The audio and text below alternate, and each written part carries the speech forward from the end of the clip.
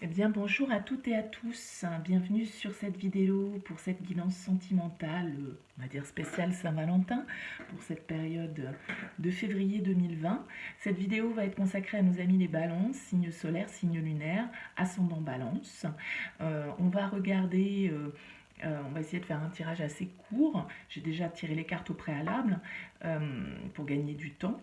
On va regarder donc avec l'oracle chakra quel est le conseil que l'on peut vous apporter sur cette période, dans quelles énergies vous arrivez, dans quelle énergie votre autre se trouve, quelles actions vous allez mettre en place, ce qui freine la relation et vers quoi on va. Et puis, trois cartes également avec l'oracle des miroirs. Sachant, je vous le précise dès le départ, que les énergies peuvent parfaitement être inversées, c'est-à-dire que ce que je vais donner comme énergie pour vous, les balances, peut parfaitement plutôt correspondre à votre autre et inversement. Voyez ce qui vous parle le mieux, voyez ce qui correspond à votre situation, sans forcément essayer de faire entrer ce message dans vos cases. S'il ne vous parle pas, c'est qu'il ne vous est pas adressé, il ne parlera pas à toutes les balances. N'hésitez pas à aller voir votre signe lunaire ou ascendant si vous souhaitez avoir d'autres messages qui peuvent correspondre peut-être mieux à ce que vous vivez actuellement. Alors on va commencer avec l'oracle chakra. Pour vous les balances est ressorti la carte numéro 1, le chakra racine. Donc ce qui prouve que le besoin est réel. Quand c'est la carte du chakra qui ressort, ça donne encore plus d'importance à ce chakra racine qui a priori a besoin d'être travaillé un petit peu pour vous. Je vous lis, alors pas tout le message, mais quelques passages du message de cette carte.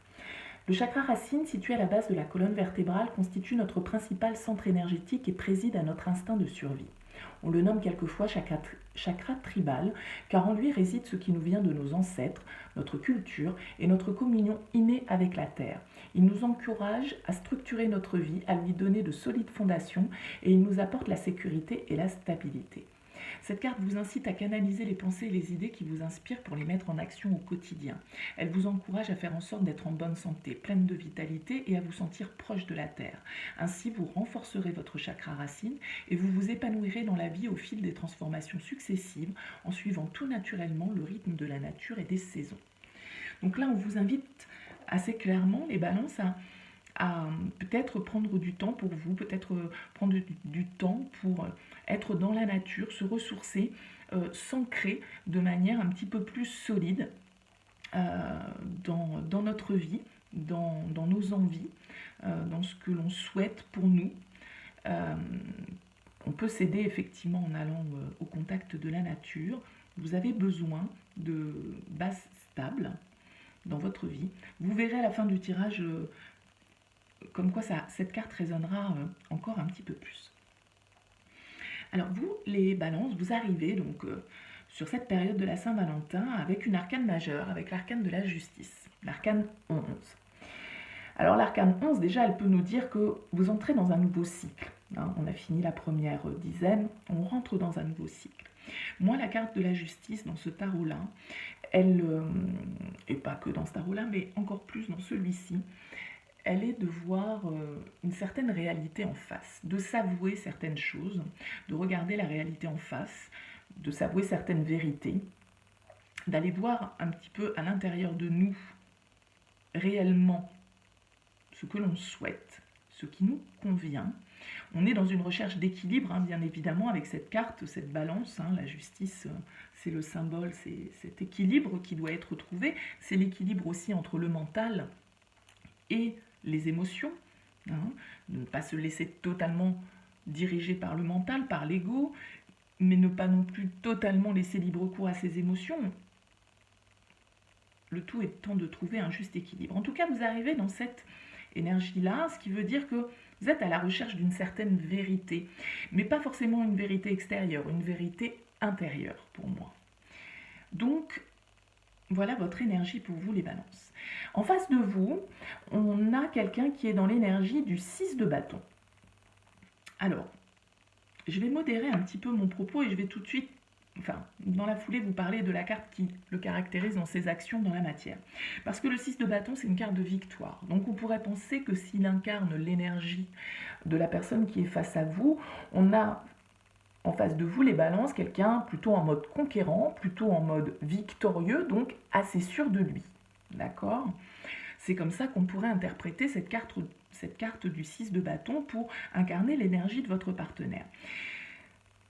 quelqu'un qui avance assez sûr de lui. Voilà, pour moi c'est vraiment le mot qui me vient à l'esprit.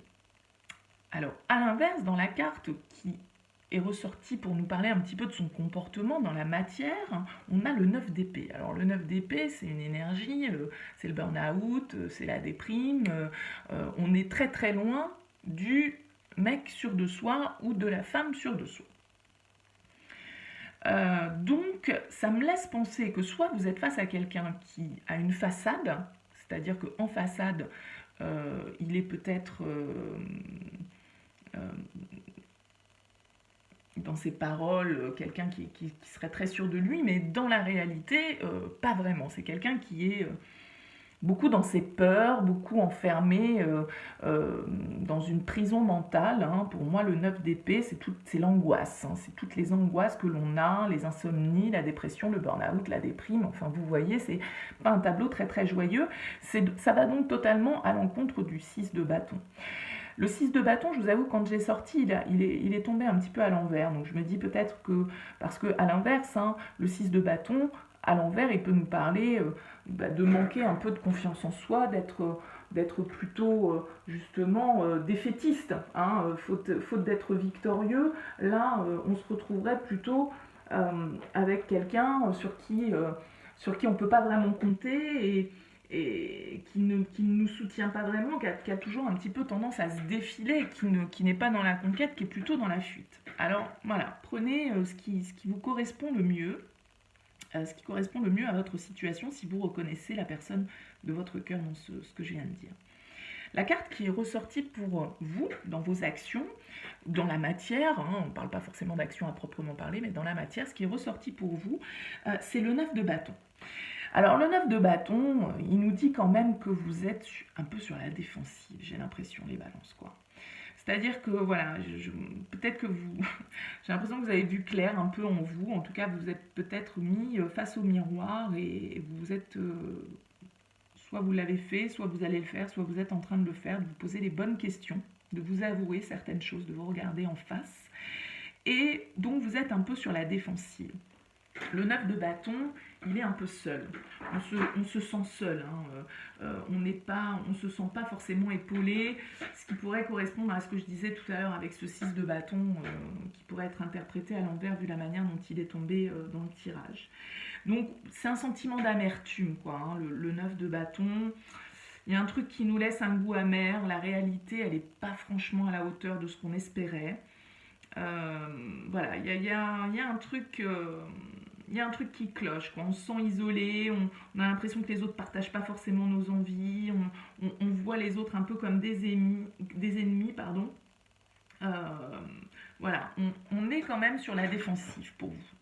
Donc peut-être qu'on a quelqu'un qui est totalement enfermé dans ses peurs, qui ne se sent pas sûr de lui, et vous, voilà, vous avez envie de clarifier certaines choses, voilà. Et vous êtes un petit peu sur la défensive par rapport à vos réflexions actuellement. Ça peut être ça. Dans ce qui vient un petit peu en frein, en blocage sur la relation, est ressorti le 8 de denier. Alors le 8 de denier à l'endroit, c'est la productivité, c'est faire beaucoup d'efforts. Là, j'ai l'impression que s'il nous vient en frein et en obstacle, on ne fait pas beaucoup d'efforts dans cette relation. Je suis désolée, hein, les balances, voilà, moi j'interprète le tirage tel qu'il sort. Je pense que honnêtement, c'est vous les balances qui êtes... parce que, voilà, pour moi, cette relation, il y a une transformation qui arrive, une transformation un petit peu brutale, hein, puisque on a ressorti la tour, la maison de Dieu, en énergie, vers quoi va cette relation. On a la tour. Donc il y a quelque chose... Alors, soit il y a une prise de conscience dans cette relation, on arrête un petit peu 9 de bâton, 9 d'épée, voilà, on pose les armes, on baisse la garde, on oublie un petit peu ses angoisses, on fait des efforts et voilà, il y a une prise de conscience, mais la tour, moi, elle me parle d'un effondrement. Hein, alors, soit ça peut être, je vous dis, prise de conscience et on se remet au boulot pour sauver cette relation, ça peut tout à fait être ça, hein. Il n'y a pas de souci. Je ne suis pas là en train de vous dire ce qui va se passer dans votre vie, de toute façon, ce sont des énergies. Soit il y a destruction de la relation. la relation s'effondre parce que, voilà. Et d'où ce besoin du chakra racine de bien rester ancré, parce que cette tour qui arrive, elle peut être fracassante, elle peut être bouleversante dans une vie, la tour, hein, c'est vraiment un événement brutal, mais ça peut être un événement brutal mental, comme je vous disais, une prise de conscience. On se rend compte des choses avec la justice, ça me parlerait bien de ça aussi. Quand je vous disais, regarder une certaine réalité en face, effectivement, avec la tour, ça y est, on l'a vu, cette réalité en face. Et au vu, je dirais, voilà, des cartes qu'il y a là, ça peut nous parler d'une séparation, hein, ça peut nous parler d'un effondrement de la relation. Hein, très honnêtement, avec la Maison de Dieu, la tour, on ne peut pas ne pas le mentionner. Maintenant, ça peut aussi vouloir dire on prend conscience qu'on va dans le mur et on passe à l'action. Bon, a priori, c'est encore un peu tôt pour ce tirage, pour le dire. Les prochains tirages, nous en parlerons peut-être. Avec l'oracle des miroirs, j'ai tiré 3 cartes, on a le miroir magique, la tranquillité et le travail. Moi j'ai l'impression que, alors soit vous allez vous réfugier dans le travail, ça peut être une possibilité, et que c'est le travail qui va vous permettre de prendre de la hauteur par rapport à ce que vous vivez au niveau sentimental, puisqu'on a la tour, donc c'est quand même quelque chose de difficile, on a le 9 d'épée, on a le 9 de bâton, voilà, c'est des énergies un petit peu lourdes, donc même si c'est vous qui êtes à l'initiative de cette tour, c'est pas pour autant que c'est des choses faciles.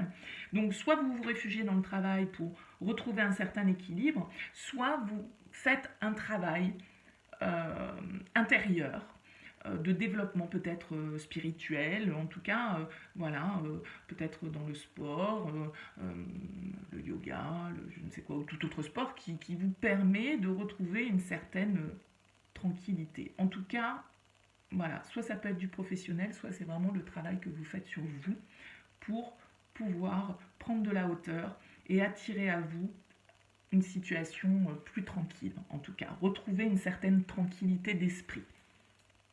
Voilà. Eh bien écoutez les balances, j'espère que d'un certain côté ça vous aura parlé, même si ce que j'ai annoncé n'est pas forcément, voilà, ça peut être une étape difficile à traverser, mais en tout cas moi c'est le message que j'ai à vous communiquer. J'ai l'impression que cette tour, voilà, elle amène cette tranquillité, hein, quand même. Le miroir magique, c'est ce qu'on attire à soi, c'est nos vœux exaucés un petit peu, elle atténue. Donc c'est une très bonne carte avec la tranquillité et le travail. Voilà, il n'y a pas d'inquiétude pour vous. Hein. Je pense que vous allez effectivement prendre conscience de certaines choses. N'hésitez pas à commenter si cette vidéo vous a parlé, ou non d'ailleurs. Mais voilà, je compte sur vos commentaires bienveillants malgré tout. C'est une nouvelle chaîne, j'ai besoin de savoir un petit peu ce que vous en pensez. N'hésitez pas à liker si ça vous a parlé. N'hésitez pas à vous abonner si vous avez envie de suivre mes prochaines vidéos. En tout cas, je vous remercie d'avoir écouté cette vidéo jusqu'au bout. Je vous souhaite une bonne Saint-Valentin, un bon mois de février.